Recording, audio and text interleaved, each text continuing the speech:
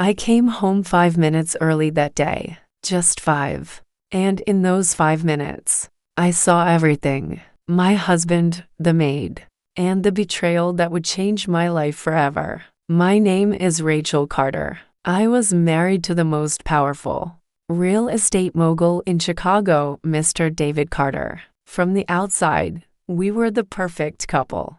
The mansion, the expensive cars, the elite parties. But inside, I was just invisible. I gave up my career dreams to be his wife, his supporter, his trophy, as the tabloids called me.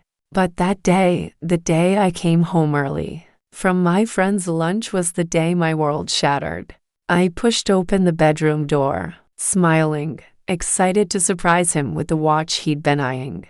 Instead, I found him in bed with Mia, our maid.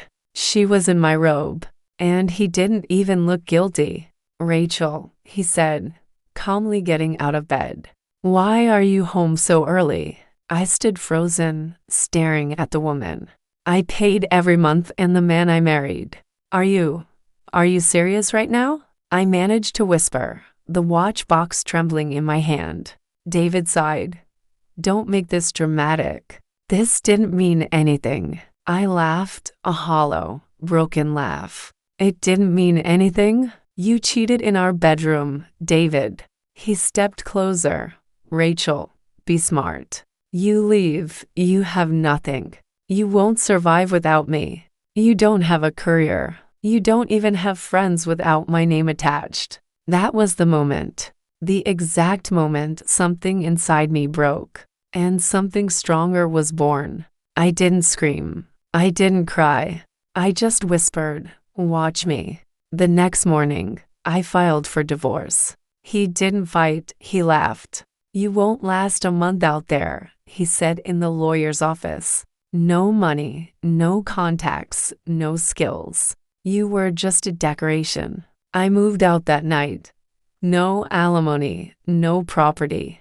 I didn't want a penny from him. I rented a small one-bedroom apartment on the south side, got a part-time job at a local cafe, and began building from nothing. And it was hell. There were nights I cried myself to sleep.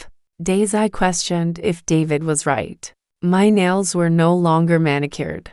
My heels traded for sneakers. And my skin, once pampered, showed signs of stress. But every time I saw my reflection, I repeated the words, "Watch me." I'd always loved interiors.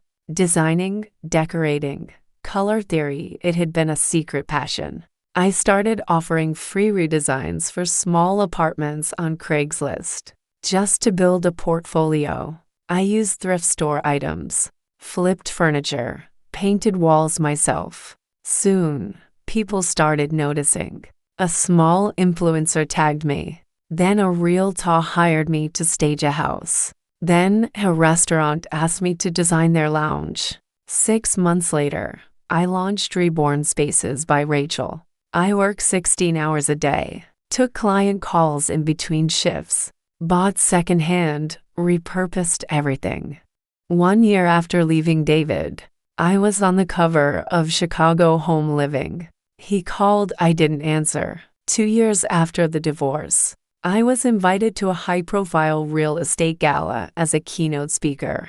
The room was filled with people who once looked at me as David Carter's wife. Now, they clapped when I walked in. And there he was, David, standing by the bar, a little older, a little bloated, Mia nowhere in sight. When he saw me, he froze. "Rachel," he said, stunned. "You looked different." I smiled. I became who I was meant to be. He laughed awkwardly. "Guess I was wrong about you." I looked him in the eye. "No, you were right. I was nothing when I was with you." He stood silent, embarrassed, surrounded by people now whispering about me, not him. Now, I run a multi-million-dollar design firm. I employ over 40 women, many who were once told they were just wives or just maids. David once said I was nothing without him. But the truth is, he was nothing without me. And I I became everything.